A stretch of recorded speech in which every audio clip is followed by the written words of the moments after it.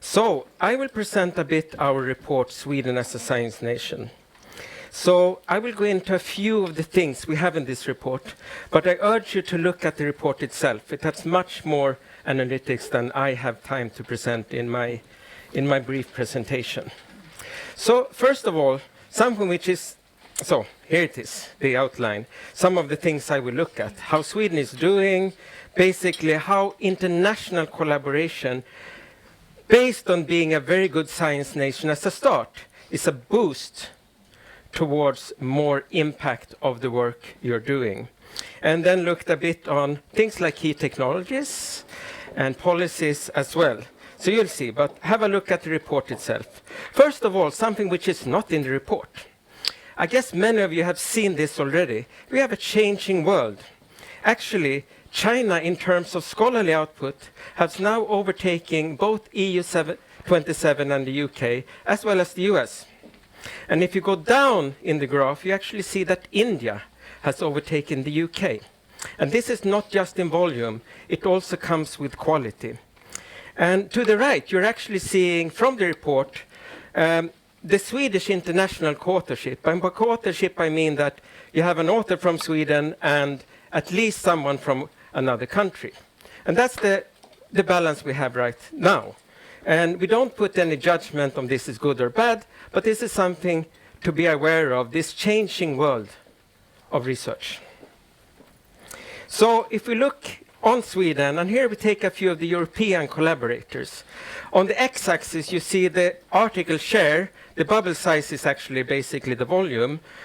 On the y-axis, a normalized citation indicator. It's normalized with respect to year of publication, discipline, as well as the type of publication, if it's a review or a conference, etc.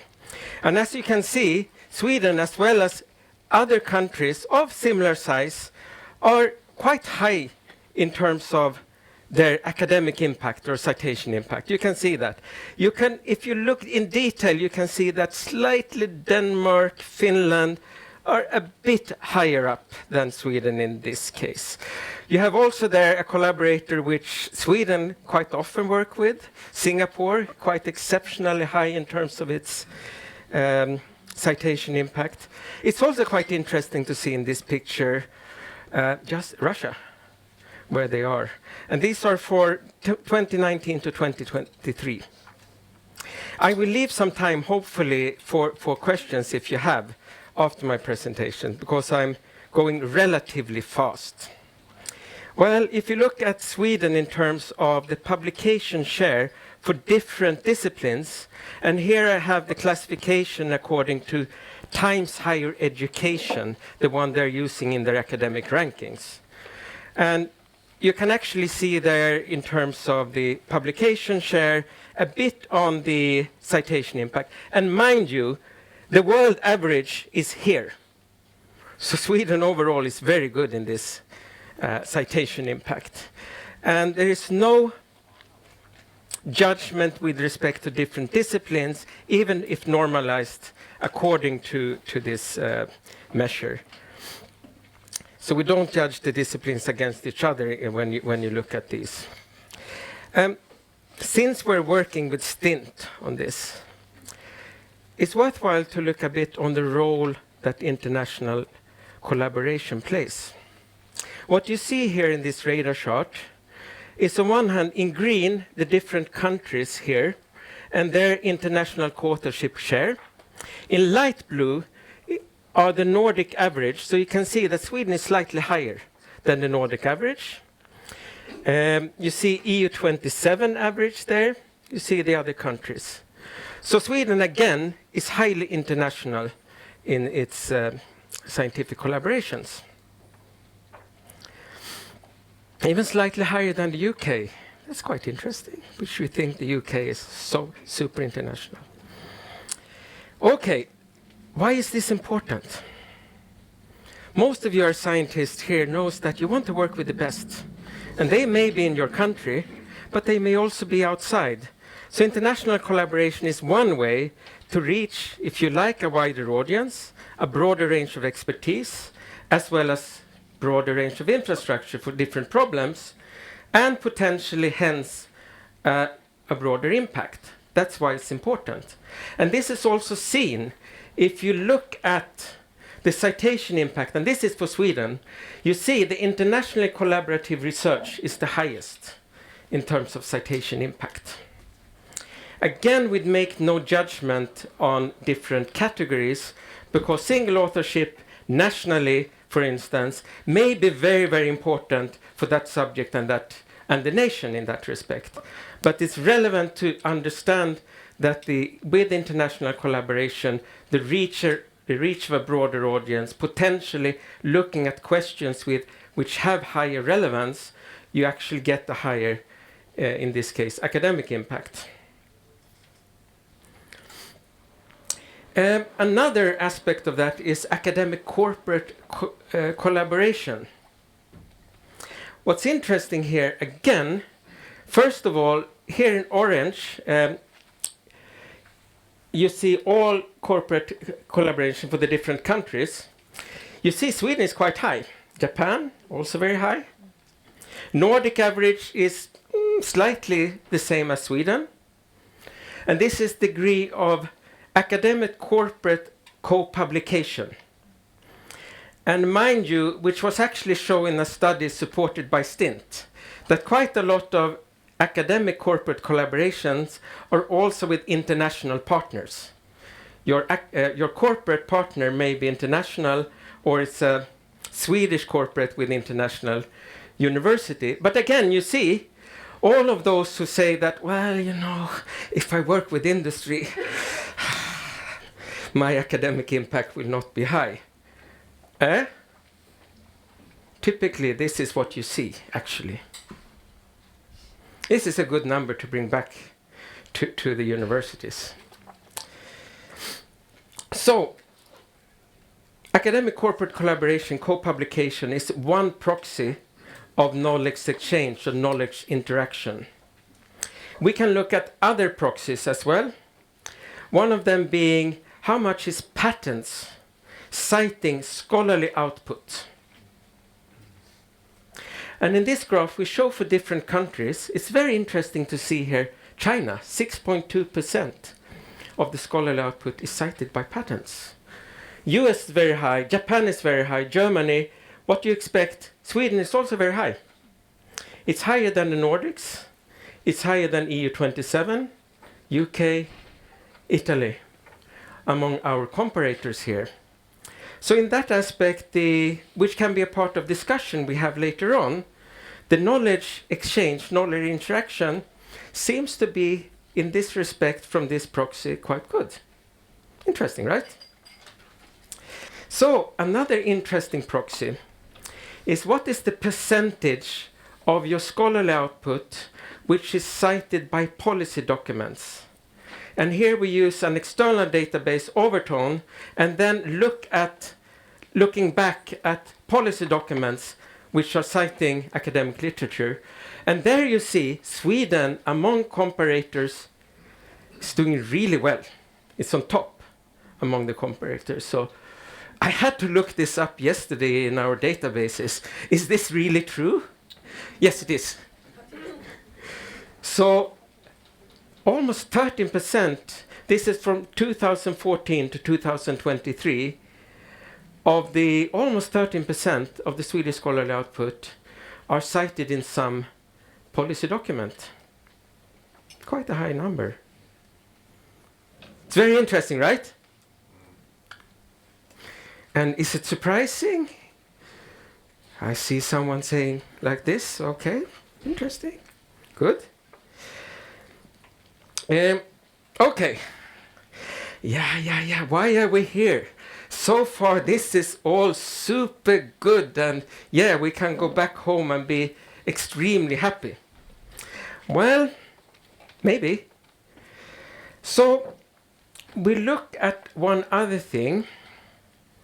We looked at how active in terms of your scholarly production are you in certain areas compared as part of your total output compared to how active is the world in that area compared to that to what the world publish. And then, of course, if you take all the Swedish research, the normalization becomes as 1. That's the normalization. You see, biodiversity is twice as active as the global. Climate action, all SDG research, quality education. Very good. And here comes some things for our further discussion, potentially. If we look at areas of net zero, which is defined here as SDG 7 plus net zero relevant research from SDG 13. Affordable clean energy as such, so they should be pretty similar. Semiconductors. My own research area was quantum photonics, quantum technologies. Ouch, this made me worried. AI, which is so instrumental. Okay, so let me dig slightly deeper into the AI and quantum. So if we start with AI, here you see for different countries. And actually, right now, as you would know, partly from the DeepSeek, right? China is very active. China is actually the most active of all these comparator countries in terms of the scientific publications. And think about how that will turn into innovation later on down the chain. You see US, because China actually brings down the rest. UK, Japan, Sweden, less than the Nordics, less than E27. Well, on these orange things here are the field-weighted citation impacts. So Sweden is quite highly cited. Germany, interestingly, US, but Sweden is good, but relative activity. Yes, okay. Very quick. Quantum technologies. Again, if you compare, not surprising, Japan is very high activity, Germany, China, Sweden, but highly cited. So what does this mean? It's for something for us to discuss. I will round off here.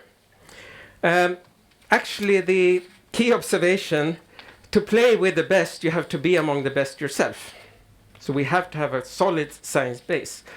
So Sweden overall is a well-respected research nation, strong academic impact, research highly cited, highly collaborative, 66% international co-authorship, high degree of academic corporate cooperation, strong research connection to policy. And as you would know, the government investment in R&D is the highest historically to date in the new research bill. Concern, potentially, for discussion. Sweden as a research destination. The role of infrastructure, very important. The role of the culture of doing research. And as I kind of hinted, enough critical mass on research on key technologies. And how to navigate in an accelerating geopolitical and technological landscape.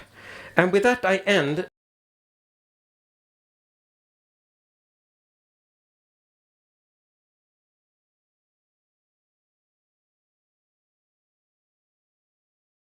This diagram actually spans over a long time. So if you would look for a short time period closer to 2024, the citation impact for many of these countries would be different. But over this time period, you can see the quality in terms of field rate citation impact and the share of international co-publications. And it's quite interesting here that a few more or less randomly picked countries actually show some kind of linear relation between the share of international co-publications and quality. So basically, more international co-publications, the better quality you will have in research. And I think that's a great reason for STINT's mission in promoting international cooperation. And then we have the world. It's a VUCA world. I don't know if all of you are familiar with the term, but it's volatile, uncertain, complex, and ambiguous.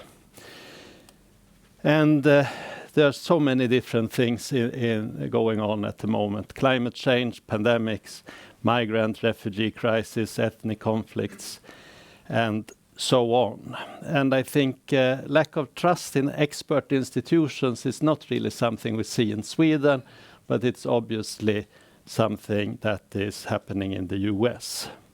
And also with technology development, so many things are changing. And now when we have one commercial company controlling more than half of all the commercial satellites, we have companies who are acting on the global arena more or less like countries.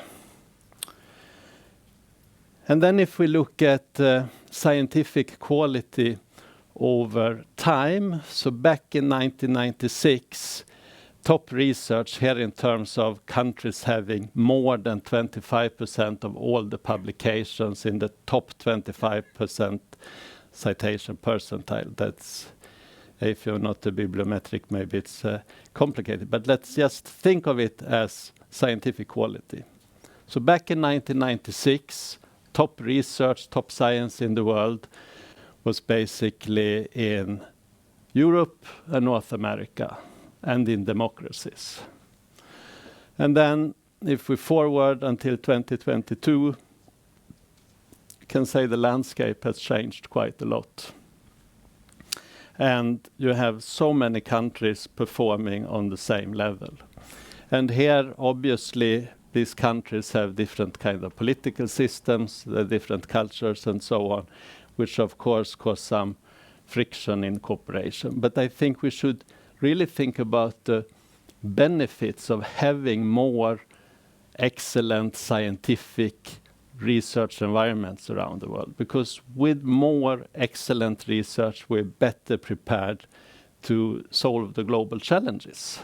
And we need to work together. And also goal number 17 is actually partnerships for the goals. But of course, when you have new actors coming to the scene, you will have competition. And this is an article from Caroline Wagner in 2022, that China produces more high-quality science than any other nation, and should the US be worried? And there are many different indicators of this, and you can argue about the reasons behind the result in various indexes, but still there are many indexes pointing in this direction. And of course, creating competition. And this, I think, is an interesting example from the EU Commission. Back in 2015, it was open innovation, open science, open to the world. Very positive message. And then back in 2021, 6 years later, the focus was on tackling RNI foreign interference. So this kind of international situation, focusing more on research security and so on, is a new problem, and I think we need new methods. There has been many, I think, proposals of using old methods to solve these new problems. And universities are international in their DNA. And actually, universities are the ones who have a lot of experience working internationally. And it's also important that you take responsibility, because there are certainly cases when universities have maybe been naive and haven't had enough understanding when they've been working internationally. And I think it's important that we build a culture and understanding of how to collaborate in a responsible way internationally. And after all, universities should be as open as possible. But there's also this new geopolitical situation, and it's the need for these new methods. And universities are playing a very important role, especially when relations are becoming more frosty between countries. Then we have science diplomacy, and universities can play a very important role. But there's also a need for universities to have to get support when they are working internationally. and it's important with science intelligence and trend analysis so that universities and researchers and policymakers can make more, if we say, well-informed decisions based on evidence. And sometimes this focus on international collaboration is very much on countries collaborating. And I would argue that maybe it looks like that on the surface, but in reality it's researchers who are individuals working at universities that are collaborating. So here we have, I think, different perspectives, whether you are working from this kind of national level or actually if you're a researcher, because this is more how it looks like from the researcher's point of view, that you work with individuals. And you don't really think so much about what kind of university and in which country they are, because you have to work with the best in your field. So it's, I think, very important to think about this, and it's not really countries collaborating. Anyway, international academic collaboration is not only publications, although we've been talking about that so far. It's also student exchange agreements, exchange of students, joint education programs, and joint research centers, and so forth. I think an interesting example, I don't have the data for Sweden, but in the case of the US, before the pandemic, it was 11,000 American students studying in China. And last spring, it was 800. And for Sweden, I assume the trend would be similar, although smaller numbers. And this is really, you know, this is a case, US and China, and I think this you could also see between other countries, that there is a drop. Although probably the drop has been quite large between various countries and China because of geopolitics and so on. But the problem here really, if we are not sending students and researchers abroad, who will understand other countries in the future? And because some of these students will be the China experts in the future. And this means that you have all of a sudden reduced the number of American China experts to less than 10%. And for well-informed decision-making in the future, we need people who have spent time in different countries.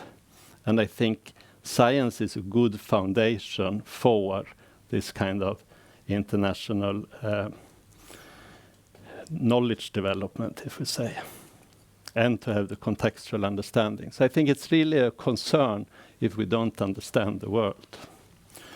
Anyway, in order to collaborate in a responsible way, at STINT we started to work on responsible internationalization in 2018-19 or so, and in 2020 we produced a report on responsible internationalization with guidelines for reflection on international academic collaboration. And we did this in cooperation with KTH, Lund University, and Karolinska Institute. And this is not only focusing on research security, but also many other aspects, such as ethical aspects, the autonomy of institutions, who you collaborate with, how to collaborate, legal contexts, cultural, political, and social contexts, and so on. And we were very happy to see that in May 2023, there was a direct link in New York Times to our report. So we have got a lot of national and international attention for this work. And basically the difference between responsible internationalization and research security is that responsible internationalization is very much focusing more on, if we say, higher granularity on individuals, on the integrity of research networks, while research security is more on national level. So with that said, I want to say that international academic cooperation is necessary for solving global challenges. It's critical for scientific quality, innovation, economic growth, security and diplomacy, and it must be carried out in a responsible way, but also requires analysis and contextual understanding. So thank you very much.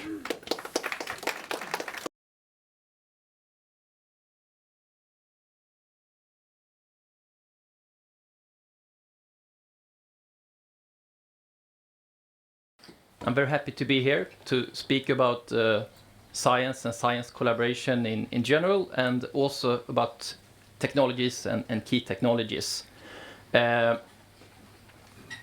Svenskt Näringsliv, or the Confederation of Swedish Enterprise, is an employer organization, and we organized around 60,000 member companies and most branch organizations. And many of them are doing a lot of research and innovation, of course. So research and innovation policy is a very important and prioritized area for us. Okay, let's see here. I thought I'd start quite on a basic level and talk a little bit about technology. Why is technology important? Sometimes it's good to go back to the basics. And I think the most obvious reason why it is important, why it perhaps will be even more important in the future, is of course that it is the most important driver for economic growth and prosperity. And it's been for some while, and it has increased over time in relation to other factors as competence and capital, for example. And that's one explanation why we've seen on a global scale that investments in research has grown on an exponential scale, almost. I think for the last 20 years, the global investments have almost tripled.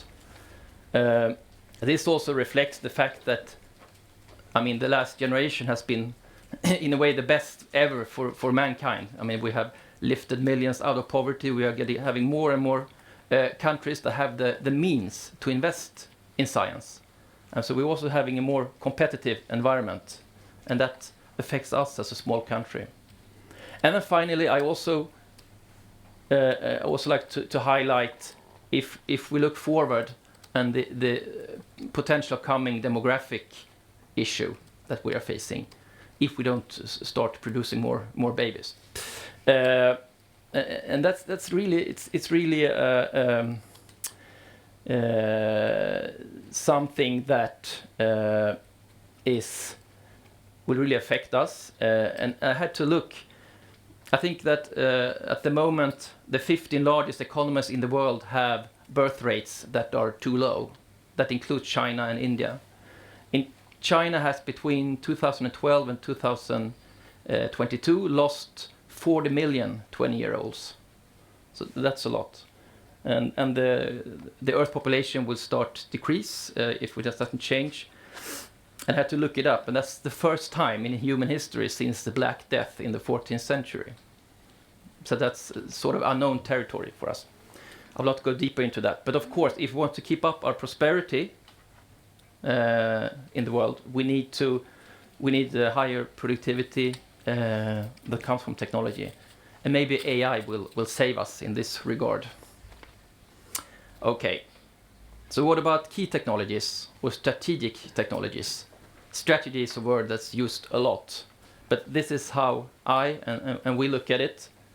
I think you can see some technologies that are already here or are coming will have a very big and broad impact on our society.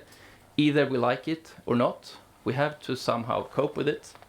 And in those technologies, I include AI and quantum technologies. We have some technologies that will be critical to solve big societal challenges that we are facing in climate change, new energy sources, and so on. And then also, if we look at it from a Swedish perspective, we have a very research-intensive industries in Sweden, and we are quite unique in the fact that we're a small country, but still we have industries in vehicles, cars, we have forest industry, steel industry, a big defense industry that are really at the forefront. And that is quite unique and really a big Swedish strength. And of course, we need to match that with public funding in research and competence that match these strengths in our industry. And then, of course, national security, something that will be even more important in the future. I don't think we really mentally are there what we are facing here when it comes to investments in national security. And also, I'd like to point out and stress that, of course, these technologies affect both, and they're relevant both for fundamental and applied research. Then, just before I talk a little bit about the report and about key technologies in the report, and what I see as a possible strategy for Sweden, just a few words about the new global landscape, as we already heard before here. It's very uncertain at the moment. A lot of things are just up in the air. We don't know how it will end, so to speak. But what we can see at the moment is that we have a global technology race between the US and China in AI and in quantum technology. And Europe is behind. And we have to how should we cope with this? Can we catch up or can we not? We're also seeing Europe is now on sort of a war footing at the moment. Huge investments in defense that will affect us all, affect many industries, since we're seeing this gray zone when it comes to technology. A lot is changing on the battlefield when it comes to what is military technology. And so, you know, the relation to robotics and drones and so on. And finally, also, if Europe lost out on the first wave in AI, we are now seeing possibly the next wave, and that includes AI and quantum technology as R&D tools. And I think the potential here for productivity, higher productivity in how we are doing R&D is enormous. And I think this is something that Europe and Sweden needs to focus on. How can we be in the lead in this next wave, so to speak, so we don't lose out again? And this I think will really affect the universities. We are seeing so much going on in the industry and companies at the moment when it comes to AI. And I'm a bit worried that the public sector and perhaps the universities will lag behind when it comes to harnessing the possibilities with these new technologies. Oops. Okay, when it comes to the 4 key technology areas in this very good report, I really enjoyed reading it. It was very clear, a good report. It is clear that the science, Swedish science in these 4 areas, which are really important, and I'd like to say that they are really key technologies. They do punch above their weight. We punch above our weight in Sweden. But as we heard, we lack critical mass. And it's really worrying that we are not investing as much in these technologies as a share of our total R&D investments as our Nordic countries, for example. Because it's an important investment in the future and in meeting these changes that are coming. Also very interesting to see that both international collaborations and industry collaborations are, I mean, for quality are critical factors. And about the comment on some collaborations failing, I mean, that's also the nature of research. I mean, there's also always a risk involved. But there are many success stories in there. Okay. How should we approach these key technologies from a Swedish perspective then? Our former Minister of Education, he used to say that we need to be a small but smart country. And that's a catchy phrase, but I think there's something behind that. Because if you have limited resources, you need to be much smarter how you use them. Or if you compare to if you have big funds, so to speak. And we really need to concentrate on the most important areas. Okay, and that also means that we have to decide which areas should we not do research in, and that's of course the hard one, but we need to. Also, since we're a small country, 99% of all research is done outside Sweden, so we really have to focus on the absorption capacity of this new technology. That we educate researchers, engineers, and so on, and get them out to the business society and to the academia. Scale matters. I mean, Europe's perhaps biggest disadvantage is our fragmentation compared to US and China. We need more Nordic and European efforts, and of course collaboration matters also. More international and collaboration, and more collaboration with industry. And I think on international collaboration, I think you could look in these difficult times. You could really see. I mean, science collaboration is also some sort of peace project, or it promotes peace, actually, because you let people meet over borders, and that's perhaps more important than ever.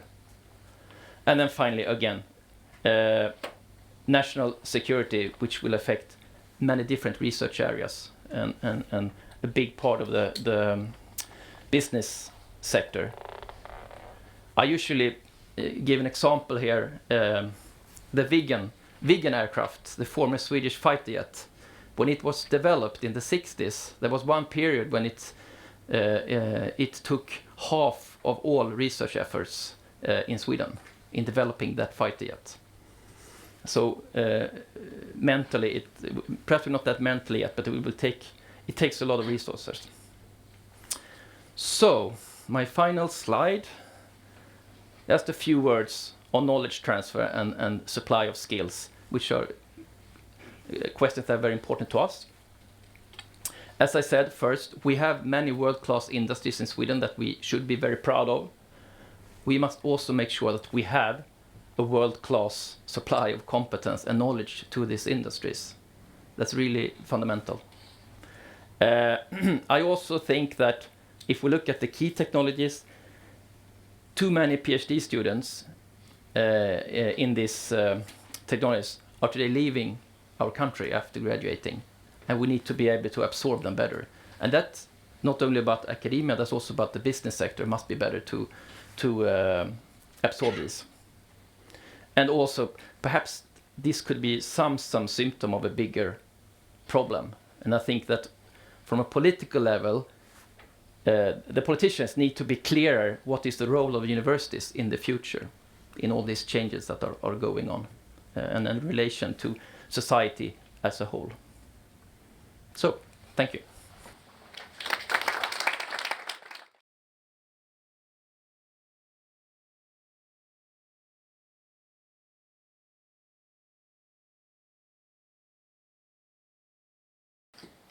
Thank you so much for having me here today, talking about research infrastructures and their impact.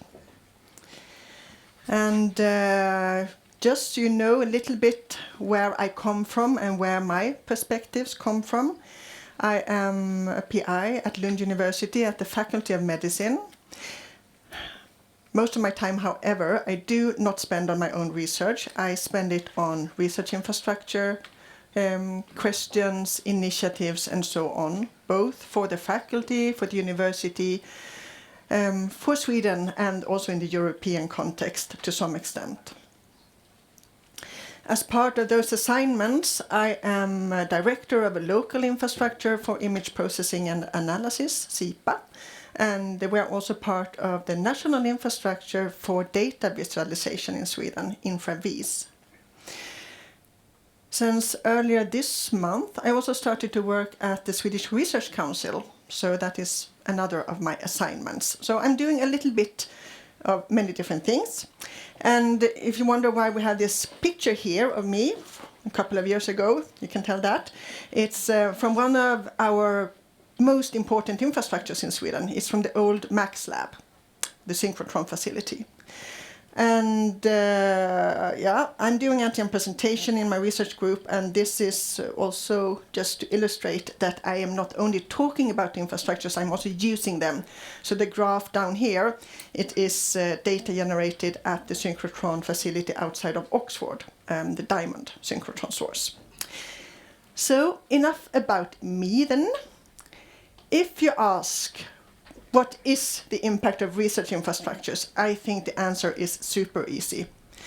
Because without research infrastructures, there will be no research nowadays. Things have changed. So, we can look at research infrastructures as essential for research in the same way as this power grid is essential for modern society, both when it comes to everyday life as well as for industry and so on. Or we can compare it to being as essential for healthcare as our hospitals are. So research infrastructures, yes, we need them if we want to be able to do science right. And as I said, things have changed. Some time ago, not so long ago, you could do quite good research in your own team, at your department, with the resources, the expertise, the instruments available. That is not how you do research any longer. You need to have access to the advanced technique and expertise available. You do research in much more also interdisciplinary way nowadays. You cannot do it in your own research team or at your own department. You need advanced research infrastructures in various forms. So infrastructures are both the foundation and the frontier of science today. And we need them to strengthen Sweden's position as a global leader in research. And they are also important to drive innovation. We have talked about the interplay between research infrastructures, academics, and industry. And yes, that is important. And the research infrastructures are here fantastic hubs, intellectual hubs, and environments where cross-disciplinary talks and initiatives are often started. So yeah, we should really take care of them, not only to generate data or use them, but also as environments that are very stimulating for research and innovation. Mm. So we have a lot of infrastructures in Sweden. And here I have just a slide to illustrate what it can look like at a university in Sweden when it comes to infrastructures that are funded by the Swedish Research Council. So this is Lund University. Wow! We have quite a lot of national infrastructures, right? Yes. And of course, we cannot talk about Lund University without mentioning Max IV that we are hosting, but also the European Spallation Source. That, of course, is not part of Lund University, but that is very close to Lund University. So forgive me my slightly Lund perspective here. But I think it's a good illustration of any of the bigger universities in Sweden. We have a lot of national infrastructures available. If it is used to its full extent, well, maybe not, but that is something we can come back to. The Research Council is funding around 70 national infrastructures, quite many, and it's quite a big amount of money per year from the Swedish Research Council, which is then matched by co-funding from the universities, of course, and user fees and so on. This is not the only funder of research infrastructures in Sweden. We have also others, of course. We have SciLife Lab, we have Knut and Alice Wallenberg Foundation, and many others. But the Research Council is, of course, a major player in this. National infrastructures are important for research, but so are the local and regional infrastructures. So here again, just one example. It's the Bioimaging Center at Lund University, where you can look at everything from molecules to organs and full bodies. And they are important as local infrastructures. They are sometimes partly national as well. LBIC, for sure, have users from all around the country, even if it's locally funded. And they are also, of course, important as something that can be developed to a national infrastructure at one point. So we need this for research, and some things are very obvious. For me, coming from the medical research field, I can strongly relate to the previous slide. I need to look at molecules and organs and so on. But for me in the beginning, and for my colleagues at the medical faculty, these type of infrastructures, they were considered a bit more obscure. They were like, are they really for us? Is it something for material science researchers, maybe? We were a bit like, Max 4 and DSS, what are they really about? That attitude has thankfully changed. But there is still some work remaining to be done if we should take full advantage of these fantastic resources that we have. Giant investments that Sweden and other countries have contributed to. So in the circle here, I have the synchrotron source in Lund, Max 4, and the European spallation source, also located in Lund. Close by, in Hamburg, it's not far away from Lund and Sweden at all, there is also a free electron laser, the European XFEL, and there is another synchrotron source. These are fantastic research infrastructures, and today I will come back to these large-scale facilities because they are underused. We can improve research in Sweden if we learn how to take advantage of these. Yeah. Some disciplines are already doing that, so I shouldn't say that we are all neglecting these facilities, but there is room for more users. And there is room for the scientific communities also to influence these facilities. What type of instruments and so on, what type of beamlines should be built at Max 4. There are still empty spaces. So we need to work together with this. And one thing that we can do is to increase the awareness about these facilities and lower the thresholds. And here I will, I think, list 3 different examples of how one can do that and how we are doing that. The first example is here, EU projects. We are working together. Here in this example, we have 21 partner organizations in Sweden, Denmark, Germany, and Norway. And we are here trying to match experts with scientific questions. Experts knowing methods, being at research infrastructures or in academic environments that can link new users to new techniques. Take them, hold their hand, take them to Max 4, explain what it's all about, and get them started. Because we have a tendency to be a bit afraid of what is new, and we tend to stick to what we have been doing for many, many years, probably. So we need that extra. And these type of projects, they are out there and they are giving us even funding to do this type of activities. You can get funded 6 months to do a research project as long as you include a new technique and use a new research infrastructure.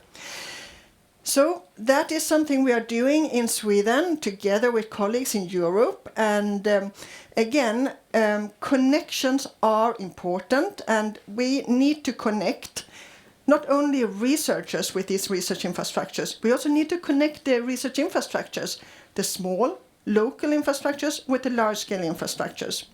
We need to create pipelines where sample preparation, data collection, data handling, management, analysis and visualization are linked together and can allow researchers to plan the experiments with the expert team already from the beginning.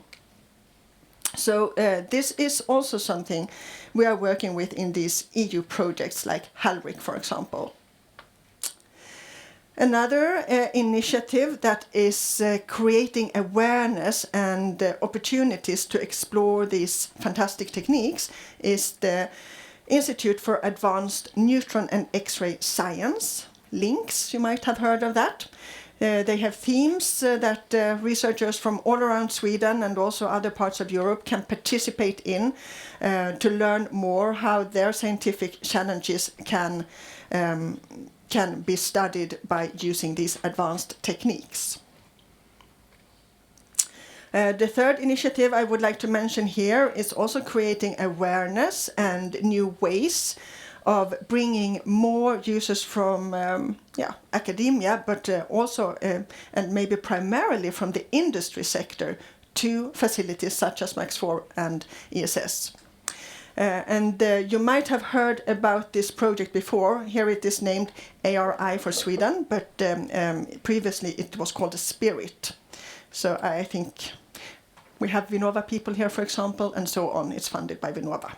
So this is a really great initiative as well that I want to mention as part of the portfolio that we need in Sweden to make the research infrastructures available and used and to unlock their full potential. So many things are done, but we need to do more. Last week, the Swedish Research Council published a report. It was a report that identified a number of bottlenecks and thresholds for why we are not fully using the research infrastructures available, and the specific focus here on the large-scale research infrastructures. It was concluded in this report that one of the biggest challenges is the handling, the analysis and the visualization of scientific data. This is a bottleneck today. We need better resources and more resources for that. So a recommendation from this report was that Sweden need to invest in user-adapted analysis, including AI support. AI has been mentioned here today, right? And resources for the full pipeline regarding data handling, management, storage, and so on. So we have more work to do in that area, but it's super important because it's like investing in data collection facilities. If you don't have the resources to do the sample preparation or the data analysis, well, your collected data, first of all, they will not be collected if you haven't prepared the sample in a good way. You will fail somewhere along the data collection pipeline. And then if you cannot finalize the analysis, it's really a resource waste. And that is not acceptable, right? This also connects, I have a few slides about InfraVis, since we had this report from the Swedish Research Council, and it is known that the bottleneck is the data analysis and visualization. I wanted to here show something that is quite new in Sweden. It started 2022, financed by the Research Council with, I think, 160 million Swedish krona. We now have a national infrastructure for visualization of scientific data for all scientific domains. And it's quite unique, globally quite unique. We haven't found any other similar infrastructure. There are infrastructures for data analysis and visualization for certain scientific domains, but this is really a broad infrastructure. And there are already over 60 visualization experts available to be used for all researchers in Sweden. So I encourage you, since we know of this bottleneck, please look into the initiatives that is already existing. We also, of course, have other resources, but this is one of them. So, infrastructures, keys to strengthen Sweden. We can become even better, right? And they are the enablers of the research. They are also the environments that can drive innovation in academia and for industry. They are important talent and attraction magnets, how can we call them? They are quite often something that manage us to really convince these top scientists to finally come to one of our universities. When we tell them about the research infrastructures we have, that can be the tipping point for them. So, we have seen that in many cases, and hopefully we will see it even more. They are also, of course, important because they do contribute to our national and European research strategies. So, really key infrastructures, and to connect somehow to also the report that we have heard about here today. There was mentioned in the Sweden as a Science Nation report that we need to prioritize. We cannot do everything, right? We need to prioritize certain technologies and so on. And I want to give you the message here today that we need to do that also for the research infrastructures. We cannot fund everything. And we have to make our decisions based on looking at the ecosystem of research infrastructures, not looking only at single infrastructures. It's not good. We have to have a better understanding of the ecosystem of all the infrastructures and how they are related to each other and how they are connected to each other. And if we have users of one infrastructure also using another infrastructure, we need to understand the ecosystem of research infrastructures in a better way. And that will allow us to also prioritize the funding in a smarter way and in a more sustainable way. Yeah, we can do things better. We do not always need to invest more funding, but I'm sure we always need to strive to do things better. And when it comes to this ecosystem, we can definitely be better in understanding and prioritizing. So yes, I think that is my message today. And with that, I say thank you for listening.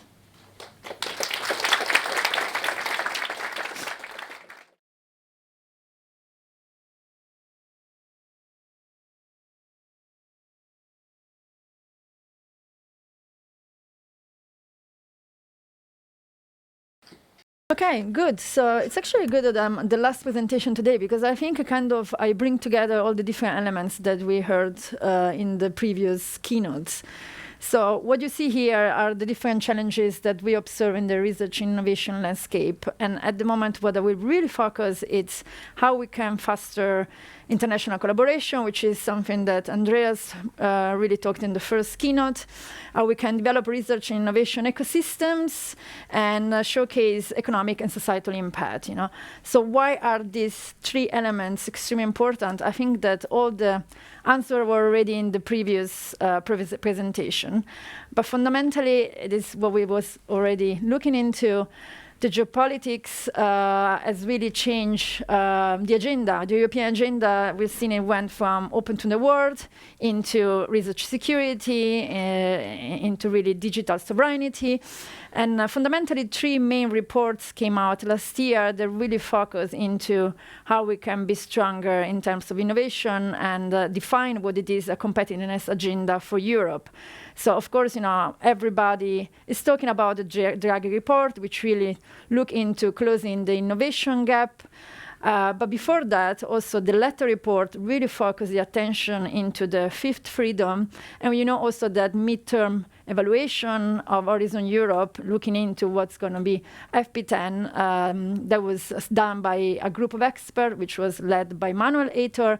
And that also really focus into industrial competitiveness and scientific excellence along with flexible collaboration, international collaboration. Actually, Manuel Aitor, in one of the last times that I was attending a panel with him, he was really saying, wake up, Europe. I mean, the call was very strong about really investing into the innovation ecosystem.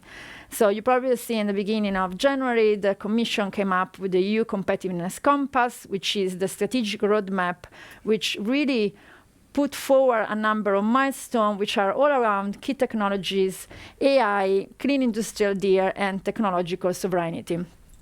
So how is Sweden sitting within this? Of course, the research bill is what we have been touching upon, very much also aligned with this type of strategic vision and strategic goals. But actually, even before going to my next slide, what I would like to say is that one of the things that results so important at the moment to be able to really elaborate in this type of strategic agenda in innovation is to have the data evidence, the data insights that really show you where you're going, where is the impact that you are producing, and how can you plan for the needed impact. So no surprise, I'm here representing Elsevier as a global data analytics company, and nowadays we really got a lot of questions from governmental agencies, from funders, from institutions, universities, about how can I show the impact that I'm delivering? How can I show the value that I'm bringing to society? And I will actually connect right away with the presentation from Lund, from Kajsa, because, for instance, one of the projects that we are running, it's with University of Lund, which is about research infrastructure. And it's about, so how can I show the impact of our research infrastructure, meaning all type of equipment and facilities that we have at Lund.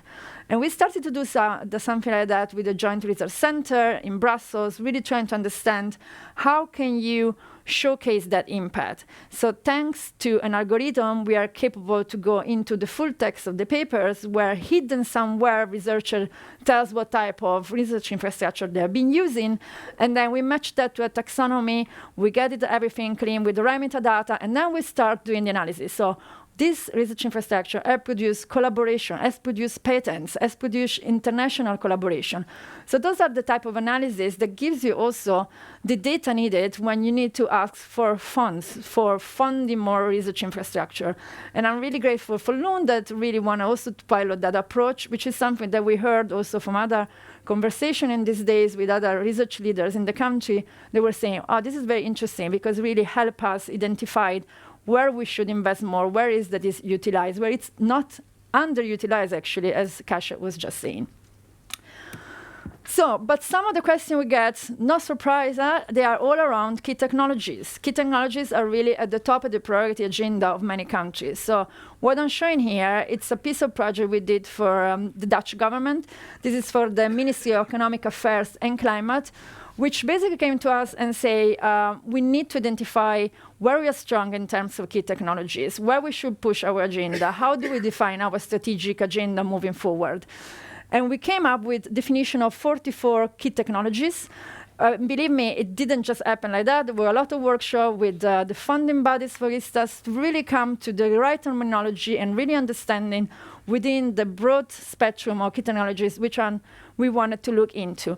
And this we did with a benchmark also with 15 EU countries, US and China, to really get an understanding, of where is the market coverage, where is the relevance of the technologies, and where the Dutch government should really continue to invest. The second example I want to bring you in terms of how to think about alternative indicators than the usual one to really extrapolate the knowledge about impact is something that we did with the University TU Eindhoven. The president of TU Eindhoven, Robert Jan Smits, you might know him as previous Director General of the Commission and initiator of Plan S, came to us really saying, how can I demonstrate to the government where I need the funds to support all what we are doing in semiconductor, when we are really investing a lot into clean technologies, that universities, and that's an answer to a question that was put there before, universities are really important into this. They are not just there doing knowledge transfer. We are talking about fourth-generation universities that are really orchestrator of innovation, regional ecosystems, that are really partnering for long-term engagement with industry, with societal actors, that they have common roadmap, that they have common educational project, common research projects, and they are really this, a mission-driven approach that is really part of the strategy in terms of how can we deliver to this local innovation ecosystem. So what we did, we created new indicators looking into 4 dimensions. The education, so what we wanted to know is that how many alumni, and again, it's an answer to a question that came up before, so how many alumni that have been educated and done research in this university staying in this country, but not even in country, stay within 25 kilometers, within 75 kilometers and more. And this tells you how the talent are retained within the area where you are having those partnerships, where you are really investing. We did the same also from the other research industrial partners, trying to understand not only where collaborations happen, but where is the collaboration on key technologies, where are the dual appointments, for instance, or where industry and university is collaborating in a European project. And then we look into valorization, looking at the patterns, looking also spin-outs, and looking, for instance, at the impact of those collaborations specifically have in terms of valorization. And the last piece is really a qualitative piece. So what is the governance? Because it's easy to say, we collaborate with industry, but the governance is much more. It's really been embedded in that ecosystem. It's about university being on the board of some of the major industries or the brain poor region in this case. So having a continuous dialogue. And has to be a dialogue, that is really not driven by one part or the other, but it's really a co-creation type of process. We launched this concept, the Fourth Generation University, last year, and surprisingly, we got right away 12 universities who came over and said, we want to work with you to define these indicators further. So we got, and it's not only European, because yes, it's a University of Vienna, it's a university called Dublin, it's Strathclyde, it's Karlsruhe, there are many in Europe, but it's also like Western Sydney, and we have Purdue, US, and now I forgot the other one, that it's global one. As far as you can go, University of Auckland, University of Auckland, New Zealand. So that really told us, oh wow, because it's not that a new ranking is needed, let's clarify. It's about really having this, in this case, a report that really the president of Göteborg could go to the government at the time when they were discussing the key technologies, they were discussing whether ACML could, would move or stay in the Netherlands, and there was this opportunity for a big funding. But it's also the type of report that he himself took and said, okay, I didn't know certain things, and I thought my strategy was already, but now I might rethink some. So it can really help you articulate and redefine your strategy. And when I say articulate, it also helps you articulate what's the message in terms of your impact. And I show you here, so what I was saying, for instance, if you see those circles, it will tell you, in this case, we look into alumni stay rate. So you will see that in the case of Eindhoven, for instance, 30% of the alumni stay within 25 kilometers, 16% within 75. So nearly a third of TU alumni stay within that region's economy, which was a very important message. But again, these are, we are really experimenting with indicators. And when we had this conversation with the 12 development partners, we also realized, okay, we need to account also for the different type of ecosystems, right? Because for Ruben Jan Smith, 25 kilometers, it's where a lot happen because, in the Netherlands with a bike, you reach your industry partner very quickly. I suppose that, for Western Sydney is a different story, and for other, so we need to account for that. The 25 might not be what is relevant for others, and the ecosystem might be very different. For instance, TU Eindhoven perform very well, and a lot of these indicators are a bit less in patents, but the strategy is not about patents, it's about spin-out, fine, So it's about also making sure that you flavor together with your own mission. Another example is, for instance, valorization, spin-outs. So we look across these different universities that were benchmarked, and if you look at TU Eindhoven, you will see that 90% of the spin-outs are within 75 kilometers. So again, it's a message that innovation and the contribution, it's really regional. It happens there, they give back into the region. But again, there is differences, because if you look, for instance, Lausanne, the spread, it's much broader, it's much different. So this is, to me, just an example to show you how what we are really doing at the moment, it's really coming up with different type of indicators, different type of data insights that really goes beyond the usual bibliometry to really try to answer those type of questions. There are new questions coming up with the competitiveness agenda, basically. The interesting thing is that the interest for this type of approach went much broader. So we have now, together with these 12 partners, decided to launch a community. We did it in February in Brussels. And it's free and public to join. And basically what it says, if you recognize yourself as a university that has a global outlook, of course, because TU Eindhoven, of course, has a regional innovation impact approach, but also in semiconductor is connected with all the global semiconductor thematic area. So if you recognize that within your mission, this is the type of elements, what we're trying to do with this community is really create an opportunity for like-minded universities to be part of a network, shaping together these indicators, this type of thinking, and really have an opportunity to benchmark and collaborate. I will have here another example because we went from the brain region, so a smaller region. We are now going a bit broader because we are looking into a nation. This is a project that we did with NSF. So following the Chips and Science Act, which looks all into key technologies, we worked together with NSF. They asked us, could you visualize and create a dashboard, which is a live dashboard, where we can see where all the awards given by the TIP, which is the Technology Innovation Partnership Directorate, where those awards end up. And then you can, within this visualization, go by level of, by state, district, down to university, and you can decide to see whether select by key technologies or awards, and see where basically the awards, the grants have gone in terms of projects, in terms of which one are the companies that are involved, also small businesses, startups, and the universities. And again, this is a way to show where are the federal money going. The federal money are going into this type of projects, which are supported by this type of industry, which are supported by this research and universities. So what is basically the impact, the economic impact of the federal money which has been invested in key technologies?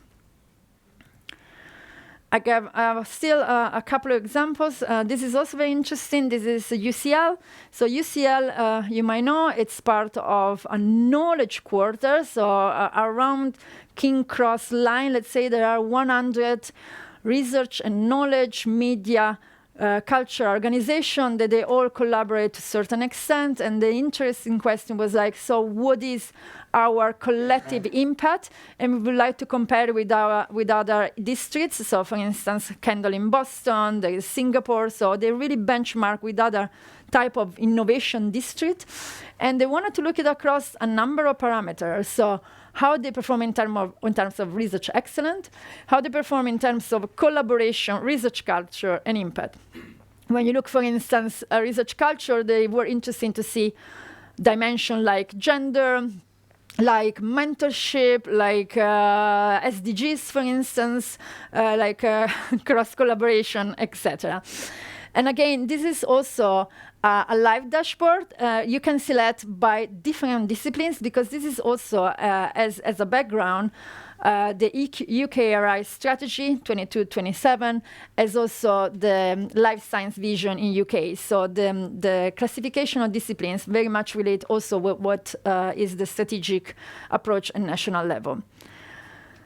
Now, almost to conclude, I would say, yes, I talked only about, one section of the R&I challenges, but, actually, if we want really to address all the challenges and look also into talents, career, research assessment, and combine it with all the wonderful indicators and insights that I talked before, we can think about addressing the entire line of challenges. And this is actually not really that futuristic, but it's about really thinking, how can you build a holistic knowledge graph that integrates data from multiple sources? So, I mean, not only sources about auto profiles, citation, publication, but, patents, grants, clinical trials, policies, so different external sources. And how can you create one knowledge graph where you have all the information and you can use that to prioritize strategic investment, justify funding, and align with policy making? This is something we are already doing with a few governments on a national level. Japan is one example. And it's indeed something that really optimizes how the knowledge is used, because you get kind of a one view of all the data points put together. We'll just really conclude. I think, the scope of this presentation was really to make you reflect about we have new challenges ahead. I think that our presenter really clearly outlined the challenges. And I think the data, as we know, matters, but data also provide incredible insights. And it's a point of really interesting turning point where we really collectively co-created new type of indicators that really shed light on new elements. And of course, there is a great value also of adding into the indicator AI and generative AI, because as you can imagine, when you apply AI, you can have real-world impact information. And when you add also generative AI, you can also add narrative to the impact stories that you can see so that you can better elaborate that. And with that, I think I'm within my time.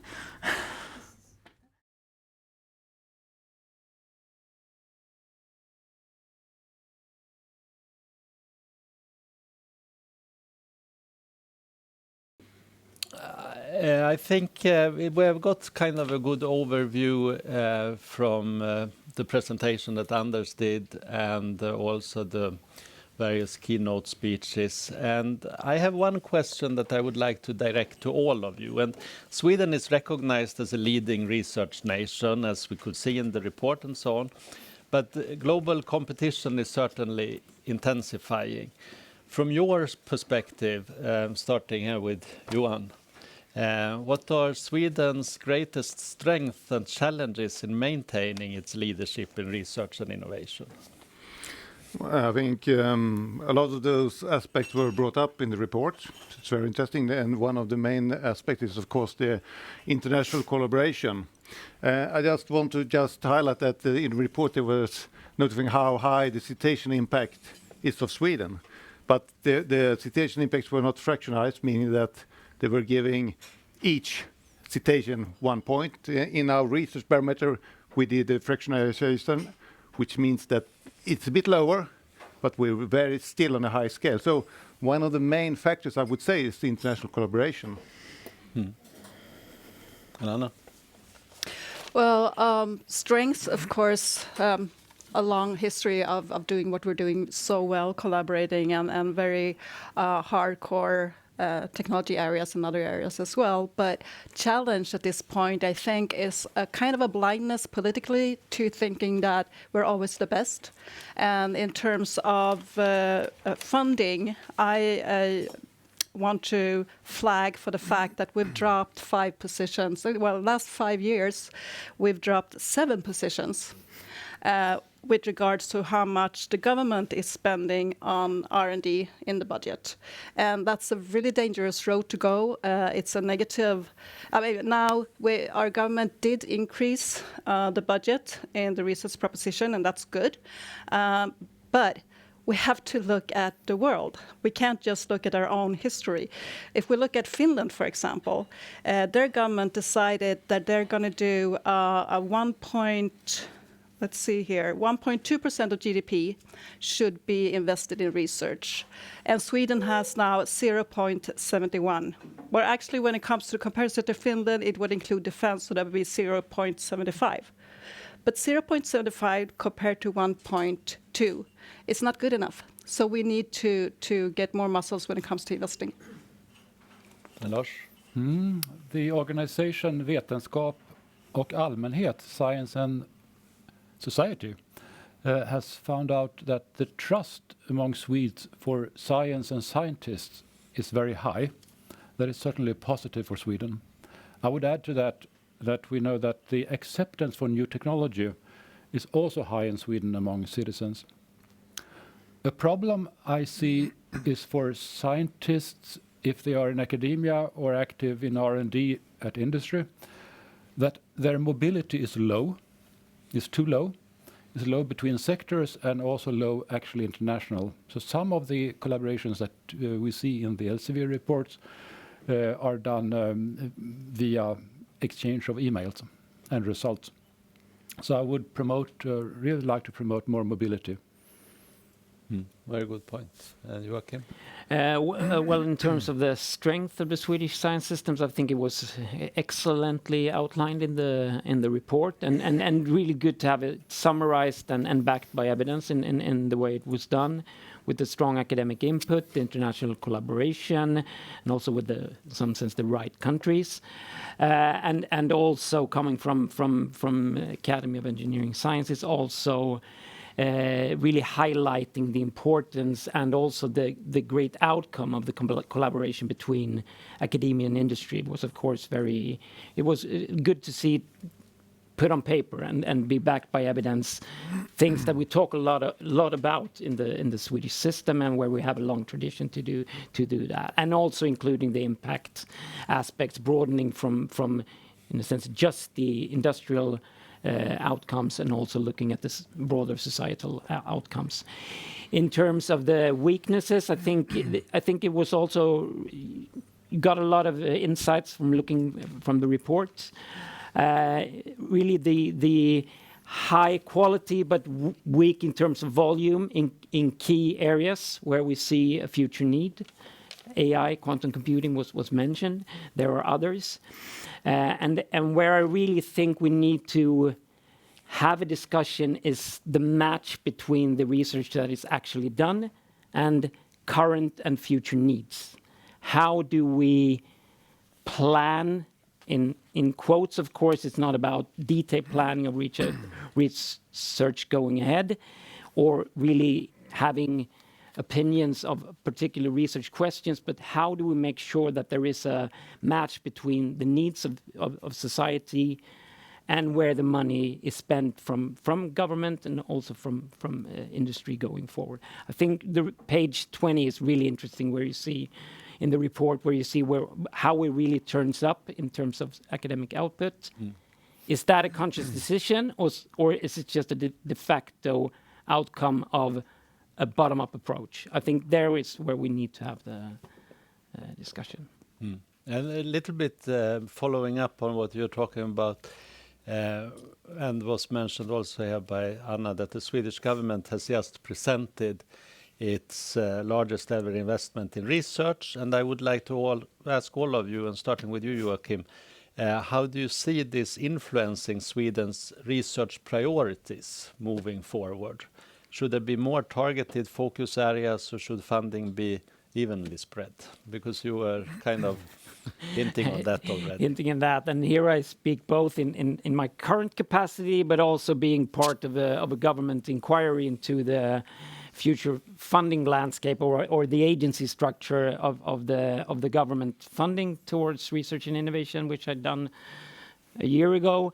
And what we proposed in that government inquiry was a larger influence, or a stronger focus on strategic research than is done in the current system. And I think, and it's not that we have that is really a key issue. How do you do that? Because it's easy to say, but I strongly believe that we need to have a stronger focus in really selecting areas, because we know something about the structure of the Swedish society. We know about the international competition in terms of research, and having that as a background, we should really have a strong discussion of where do we need to direct the resources going forward. And here I think that the new research and innovation bill have a very interesting components in it, with a strong focus on groundbreaking technologies and other aspects. And you mentioned strategic, so it's the bridge over to the executive director of the Strategic Research Foundation. I say, like Emil said, do not spread the resources thin. So it makes full sense for me that the government will and should point in strategic directions. But I need here to be a party spoiler. Actually, this research bill is not the largest. No, it's not. They come every 3 years. So in the last 25 years, has been a number. This is the fourth largest if you look at the inflation-corrected number of kronors. Good point. That's Good the point. truth. Yeah. And Anna, do you have a comment? Well, I can add, adding to what's been said, focus on quality. The research spending has to focus on quality and nothing else. And we saw a terrible mistake being made by the former government, where they used the research money to furthering other purposes. Those purposes were geographical or other type of ideas of how to spread things. What happened? It had hit very, very hard on the life sciences, because the life sciences are performed at the largest universities. Those universities were not really in favor at that point, so they received a lesser amount than percentually than others. And what happened? Well, the field of life science got about less than 1% increase, whereas other fields collectively got 25% increase. And when confronted with this fact, Research Sweden talked a lot with politicians. They didn't understand what happened. Did we do this? Why did this happen? This is really bad. We didn't want this to happen. well, what do you think? How did you think when you did this? Well, we just wanted everybody to have a little thing of everything. That's really dangerous. We need to inform about consequences and keep the eye on quality. Spending has to be connected to quality. Johan? Oh yes, quality. We like quality, don't we? But I might differ a bit about the strategic part here. In my view, it is important also to see on the role of basic research. The State Secretary, when she presents the research bill, she comes back to the fact that now we put a lot of focus on quantum technologies. In the last research bill, it wasn't mentioned at all. So now we focus on the quantum technologies. And when I hear that, I think, what have they forgotten when it comes to the next research bill? So what are the unknown unknowns for the future? And finding those solutions, you need the basic research and the curiosity-driven research. So it's easy when you talk about looking on what are the needs right now, but preparing for the future and what we don't want or what we don't know about the future, we must make sure that we have the fundamental curiosity-driven research. So do we have some questions from the floor in the meanwhile? Anyone thinking about something? Okay, then I move ahead and just raise your hand if you have something so we can get the interactive discussion here. There is one question. Okay. There we have a question. Yes, Anders is taking the mic. I'm apparently the designated microphone runner. Maria Haglund, the library director of KTH. I was just wondering to ask the panel what you think about this report compared to the research bill, and in the beginning of the research bill there was a discussion of the status of the Swedish research, and if you compare that, there are two different views, I think, and I think maybe it could be that this report is only looking at what is now and not looking on the long-term. I just want, for me, it's like two different visions of the status of Swedish research. That the research bill is sort of arguing that we are losing, we are sort of dropping in certain areas, and we need to catch up. The quality is important, blah blah blah. And here you have, we are very good. We are sort of on. I just wanted to, if you have any comment on that. Anyone? Johan? I brought it up just in the beginning. When we look at this report, that's very interesting. But when you look at, for example, the citation impact, this is not fraction, which means that you have one impact per article. And when we produce the research parameter, which the government use a lot for the research bill, we look on the fractionized. So that means for a country like Sweden, we have a lot of international cooperation. So we have a lot of spreading of the articles. That means the citation impact comes down a bit. So that could be one of the causes that they differ. Yeah. But that's just one part, I mean, in this. So. Joachim, you want to follow up? Well, and what perhaps the report is lacking is a discussion of productivity, and we looked into that to some extent in the government inquiry, but because you don't look at the input factors, and here Sweden, even though perhaps it's not the rate of increase that we would have liked to seen, and perhaps, but looking back from the mid-90s, there has been a continuous increase in government spending on research, even during the financial crisis of 2008, when almost all other European countries had a decrease in their spending. So it's a great outcome, but looking at productivity, going back to the quality issue, do we get as good and as much research that we would like to see? Looking at the money that we spend on research, so that's a question you can raise. Yes. I still just want to remind that fact that we're actually other countries are running much faster than us when it comes to investment in research. We're not up at the top. We're at 12 at this point. At this point, yes. Yes. But And historically and the level that we are. But I think that's the dangerous part, Yeah. because Yeah. To lose 7 positions in 5 years, that's not good. We need to change this. Yes. Yes, Miriam Nawi, I was encouraged by my colleague's question. I'm the library director of Karolinska Institutet.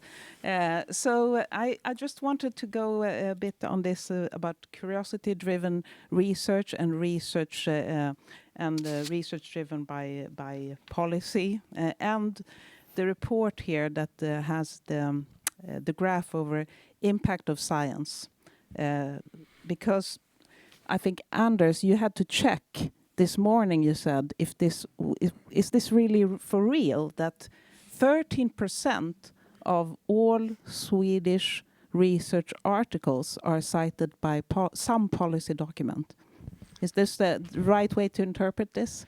Yes. Yes. So this is amazing, and it could mean different things, because what is the cause how is the causal relationship? Because we know that Swedes, they are very sensitive to trends, and we are very compliant. So perhaps it just reflects that we write about topics that the policy has set up for us. And we also see in the next page of the report that, yes, relative activity index, we do write a lot about the SDGs. And now we know that sustainability, I think, is one of these forbidden terms. Yes. So what will happen with that? Any comments? Or yes, Anna. Well, I, for one, really think that the curiosity-driven research is fundamental. There is no politician that can do the researcher's job normally. That would be exceptional.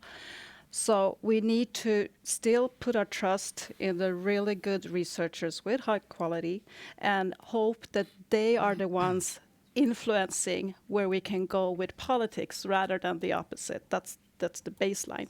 And what I think is really important, maybe I'm jumping ahead now, but I just want to get this in, that in order for Sweden to be relevant, because we're not big in terms of size, money, or whatever, but for us to be, we have to be super smart. And rather than saying, oh, we do this in this strategic area, we should be aware of what's happening now is the convergence of a number of technologies and fields. And that convergence is really difficult. I was not so long ago in California, they were talking about it, and they're stumbling around as well. But the ones that are able to see how can we converge physics, chemistry, life science in different ways, heading back to Kajsa's description of the infrastructures, how do we use these commonly? How do we create new stuff? And how do we apply the results that we gather from these? This is something that is strategic.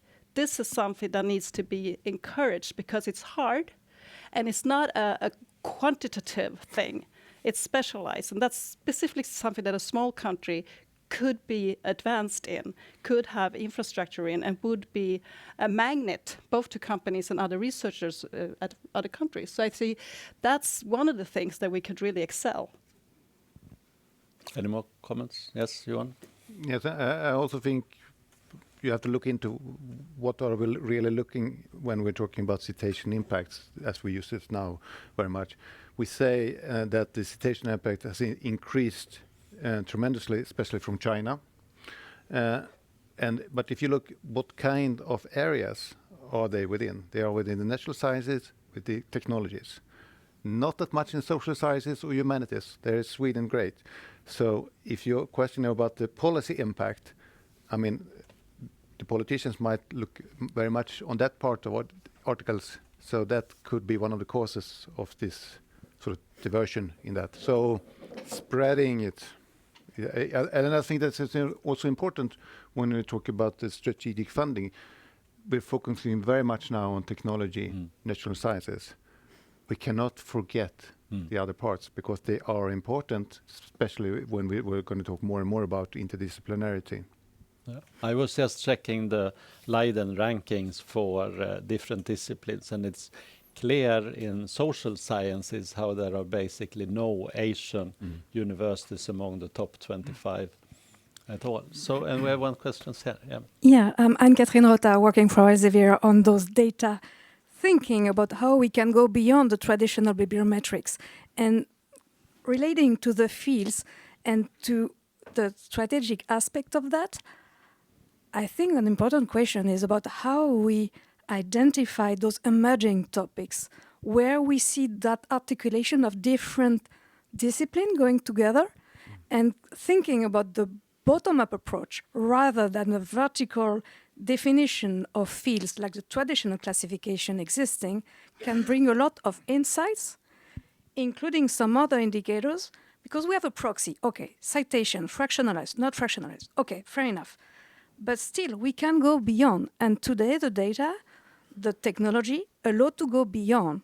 How are we going to understand the relation between the scientific output, the funding, and the real-life impact?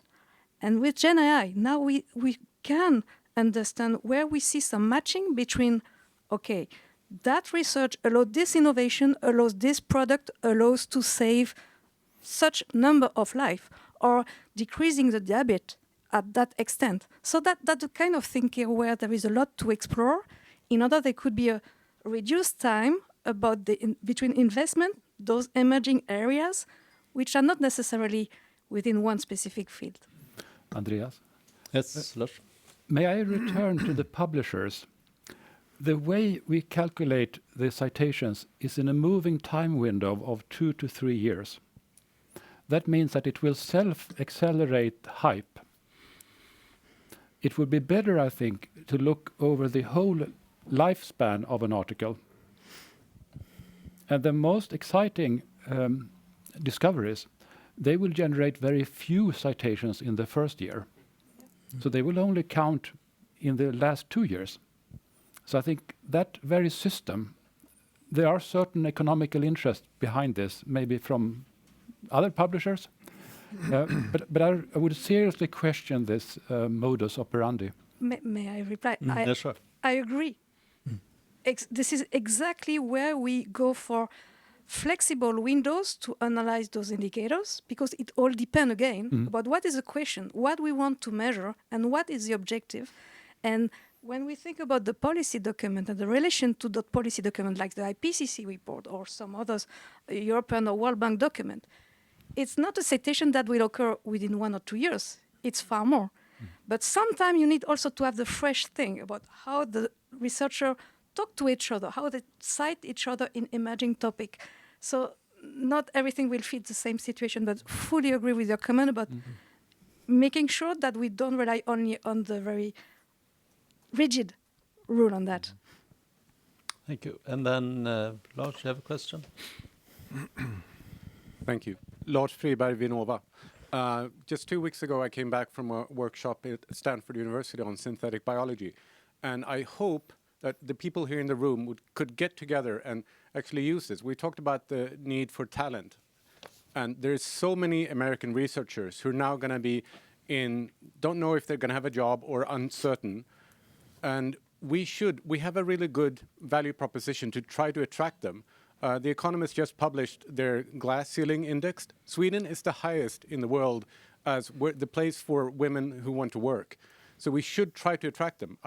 Just in the last couple of weeks, I've seen regions in China, I've seen the Danes, I've seen individual universities in France trying to attract them. We should try to get together and work with the migration agency and others, put together a package why people should come to Sweden. Yes. Exactly. I used to work at the Embassy of Sweden as a science attaché, and at that point, there was President Bush had put a ban on a certain stem cell research. Same thing, but lesser. And there was opportunities to do something. So I was pushing the same thing, but nothing really happened. But now it's even bigger. It's a bigger opportunity. And even if it's just for a few years, let's hope it's not for too long, this thing is going on. But if we could get them over, but we need to act fast because other countries are really acting fast. And we also need to, one thing that's come up many, many times is that you can attract a researcher, but their spouse can't get a job, can't get the permission to work. Normally, they are also well-educated people who do want to work. So let's just have our influencers put a fast track on this, make it a special case and push it hard so we can get some star scientists here, have them work a few years and then create the very good links that we want. So yeah, I very much second that. And it's a very good point from you because I think I heard so many times now these last weeks in Sweden that we should recruit, but other countries and universities, they are actually doing it. Yeah. And again, like you're pointing out, it's the whole package that it's important. And I think in Sweden in general, we are not really good at thinking about that. So we need some new thinking how to do it and really fast. You wanted to comment, Johan? Yes, we are doing things. I'm sitting here right now and not the Director General, Katarina Bielka, because she is in Washington with a number of universities at the embassy promoting, just seeing how could we work in attracting scientists from the US coming to Sweden. Good. Things So are that was happening. quick action from Science Council. Yes, some other question, or then I can shoot some additional question here. Coming back to that Sweden has a high academic impact in key technologies like AI, quantum computing, semiconductors, and clean energy. However, given the small size of Sweden, the overall research output, as you could see, is much smaller than of larger nations. And I would like to ask Lars at the Swedish Foundation for Strategic Research, what strategies can Sweden adopt to ensure that we remain in the forefront of these critical areas? So keep making strategic investments in research, but also education in STEM. We also need to become better in promoting innovation and entrepreneurship in these said and more areas. But it's a very complex, multifaceted problem. And you will come into retirement plans, and you come to taxes, and you come to everything at the same time. And one, look at the numbers. China has now, I think, 4 times more educated AI engineers than the US. The US are closing immigration of such specialists. So they have a massive program in education in these strategic areas. And if the word strategic is difficult, we could find other areas for important. Yes, thank you. And so how should Sweden prioritize investments in strategic technologies while balancing support for fundamental research? That's maybe something for you and Johan from Swedish Research Council. We did a report a few years ago, together with Svenskt Näringsliv also, where we looked on what kind of research are the industry actually funding. What will come to a bit of surprise for us, that what quite a big part of what they are funding is basic research. What was even more interesting was that part of funding was increasingly very rapidly. And actually now the industry is funding more basic research than the Swedish Research Council. So the importance of being very early in the TRL process, industry sort of recognized that as an important part in being competitive for the future. So that you need to look at the whole part. It's so easy just to look at the end of the TRL scale, but recognizing this, which is the curiosity-driven research. And that can really, come up with new solutions and technologies for the longer term future. We have one question here. Can we get the mic there? Thank you. So I understand that we have now this feeling that everyone is on their own, right? And we need to be resilient and whatever happens inside the borders to be prepared. But we haven't mentioned, basically, not even once now, the European Union. Have we forgot about European integration? And in a small country, of course, like Sweden, you have repeated it a lot of times, you know, that the scale is small. Is the responsibility of every single country to lead in AI, to lead in quantum, when we're competing with the US and China, which are n times bigger than a small country? So where's the European integration gone? Very relevant question. Yes, Johan first. Thank you. I think this is one of the very important questions that we haven't really seen. If you look at the research bill, we focus very much on the national part. And then we have the competitive compass from the EU, which is focusing very much on strengthening Europe as a region in comparison to what's happening right now in the US and China. And we are still focusing very much on Sweden as such, not Sweden as part of the European Union. So when we are looking at the critical technologies, we are looking then from a Swedish perspective, not an EU perspective. So that, in my view, that is something we have not yet come into, but we need to see us as a part of the European Union, to see us, what is the role of Sweden? Where do we have the cutting edge? And where should we leave it to others?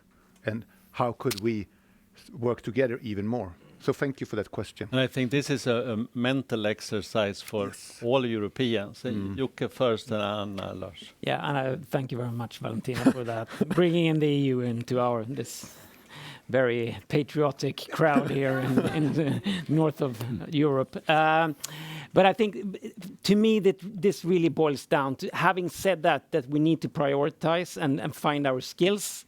To me, then we come back to strategic research. Because there is no magic coordination mechanism by having a system. And here we should really talk balance. I should really stress that fundamental research is fundamental for a society to flourish. But I think we need to have a discussion about shares, because we also have an economy where we have a massive amount of funding coming from the private sector, where they do a lot of really basic stuff, where they really recognize the importance of a knowledge-based economy. That is what's driving productivity. In that sense, we are very lucky being Swedes, because we have very forward-thinking companies. So, but coming back to the question of selecting areas, I think here we really, where are our strengths? Where are the strengths in Denmark? Where are the strengths in Germany? Where do we need complementary initiatives? And where do we need to move out from certain areas? Not entirely, of course, but because we need to have some absorptive capacity, and where we need to put more resources.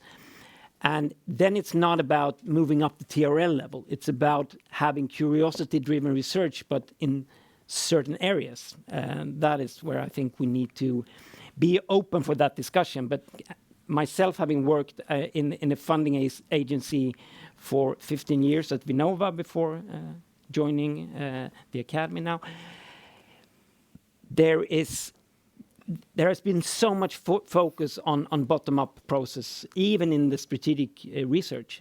And I think we know what type of companies that we have in Sweden. That is not changing from year to year. What they do might change, but then we need to have a dialogue with the companies, with the researchers that are in new fields, and we need to be agile and moving resources towards the fields that are really promising. The Malmberg Foundation is doing this, and we all look to them for guidance on where Lars is doing that. But I think there are more agencies that need to do that to a larger extent. Not at all abandoning fundamental research, of course, and a bottom-up process. That is very important. But we need to have a discussion about shares. Anna? I come back to what I see as a much more integrated field, that it's not fundamental versus applied. They actually do go along increasingly, and we need to be really good at promoting that. And one thing when it comes to saying, is this strategic or not strategic, there's a tool that Sweden is not using very well, and it's called innovation procurement. So Innovation procurement is when you present a problem that you want someone to solve for you, but you don't tell them how. You don't say which discipline, which researcher, whatever. But take healthcare. Take a number of defense. In DARPA, for you who know the US, there's a lot of mechanisms in terms of innovation procurement that are very healthy in terms of figuring out how to make best use of investment in research and innovation. And that actually helps the society because it's innovation procurement for health or for defense or for education. This is underused in Sweden. And I think it's a shame because there's a lot of money going into procurement that is not top of the line. So this we could actually meet up and make something good out of. And Lars, you want to comment? I think to contribute to the greater good and cohesion of Europe, Sweden should actually be opportunistic. And we should offer our strength where it makes a difference. So we should go all in on 6G to set the standards so that Europe can prevail. We should maybe in Sweden go all in for space. We are fortunate to have one of 7 AI factories. We were less fortunate in bidding for the high performance computing. Finland was active. Now Finland is doing that. That is fine. That means that we can move on to other areas. And I'm sure also for the life science there are such examples. But we need, I think this is an example of where science for diplomacy can actually help the politicians to present them with arguments and show the map and the opportunities and where the traps are. And then we should go for also smart in the ecosystem for niches. We cannot be big on semiconductor production, but there are certain new type of semiconductors where we can be best. For example. So to round off this panel discussion, if you were to recommend one priority action to strengthen Sweden's position in global research and innovation, what would that be? And starting with Joachim. Well, I think I would see really, really large, excellent clusters in areas where you have industry and all, maybe also societal relevant areas. But I mean, the Research Council have done great work and you got the assignment now to do it. But I think really massive thinking in adding a zero in comparison to the sums that we are working with now. I think that would be really good. Lars? And also had that zero earlier in time. In the bill, there are a lot of things that will happen 27 and 28 that should have happened. Yeah. But I think Sweden is overdue with reforms in the R&D and education area. So I think the funding agency system should be reformed after 26 years now. I think that one should cultivate and differentiate more the roles of colleges and universities, so that we would have more colleges that are very good at teaching, educating, and get credit for that. And then we should have more of science-oriented universities. And by the way, we should have fewer of everything. Finally, keep on rocking in the free world. There's still a lot of free world around us.